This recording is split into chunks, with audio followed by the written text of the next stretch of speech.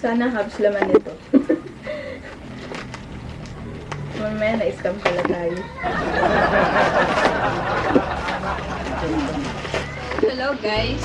Kakarating lang nung HUBS na Koozer XM490 at saka yung TANKE. Hali ngayon, check natin yung itong Koozer XM490 at saka yung TANKE. Uunahin ko lang sabihin yung specs nung Koozer bago yung TANKE. So, siyempre, upgrade din.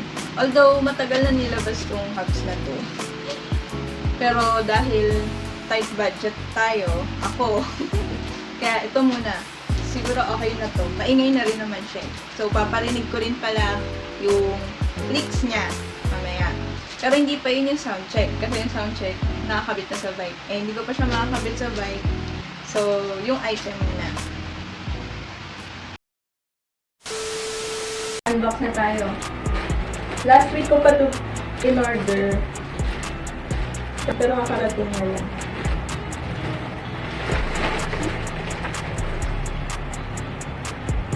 So guys, bali ito yung box nung Koozer.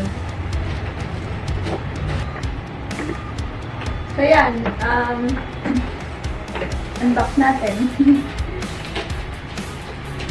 Magiging maingay na din yung ano natin, bike.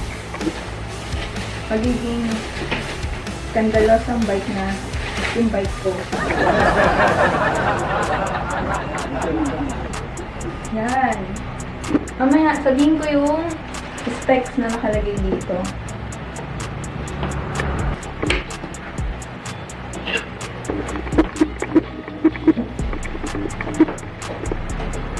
Kasi balik ko.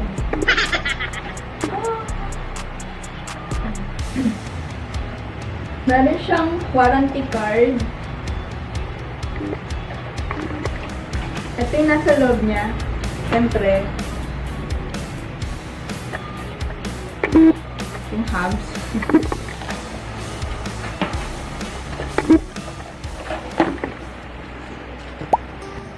So, sa specs naman tayo. Bali, itong Koozer XM490, 6 pawls siya. Tapos, meron siyang 72 clicks. Tapos, yung design niya, yan, laser print siya. Hindi siya sticker, ha? So, hindi siya matatanggal ba? Yung front hub, standard size naman siya. Mga nasa 100 mm or 10 cm. Tama ba? Tapos, nasa 135 mm naman itong rear. Aluminum alloy siya. Sa 2 axle, pwede din to. Meron din 15 by 100 mm sa front at 12 by 142 mm sa rear. So, yun. Tapos hanggang 11 speed to. 10 to 11 speed. Bali, ang weight nito, doon sa nasa watch ko is nasa 500 grams. Yung dalawa.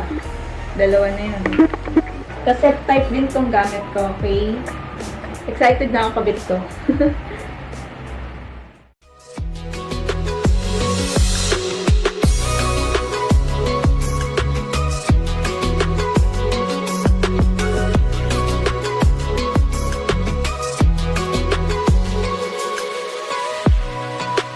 Yun guys, no? Unbox na tayo ng ito naman yung sa TANKE.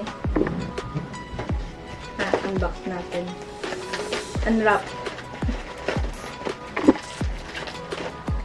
Wala siyang box. Sana HUBS laman ito. Mamaya na-scam pala tayo.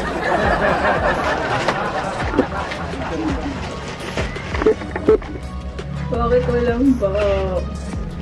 Sabi, isang ko naman. Unwrap. Fast forward.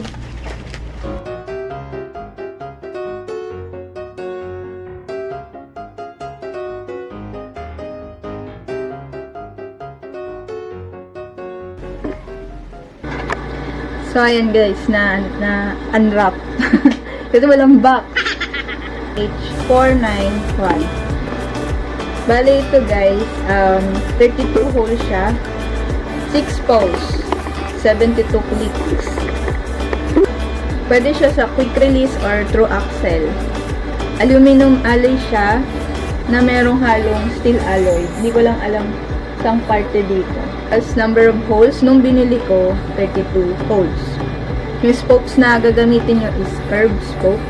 Yung kanyang weight, bali yung rear, nagwe-weight to ng 358.4 grams.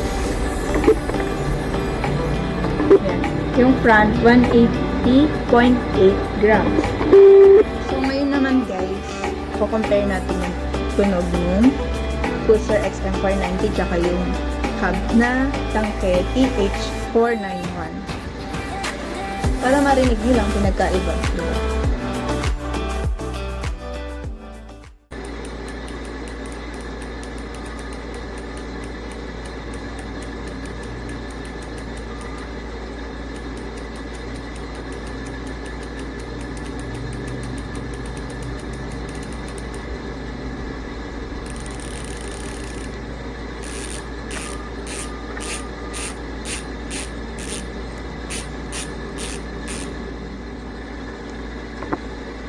Ito yung tunog niya.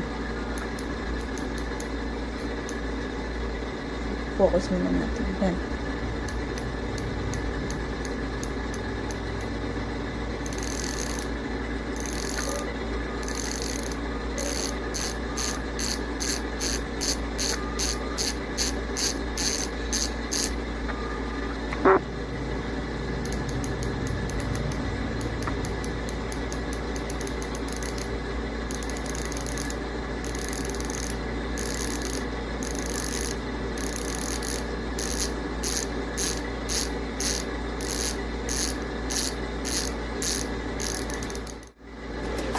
Para sa akin mas malutong yung tunog nitong XM490 kumpara dito sa Tanke. So, pag kinabit, siguro mas maingay itong XM490. Pero titignan pa natin, baka pareho lang naman. Pero kasi yung tunog nito, mas makapit siya na malutong kumpara dito sa Tanke. Sana nagustuhan niyo yung video.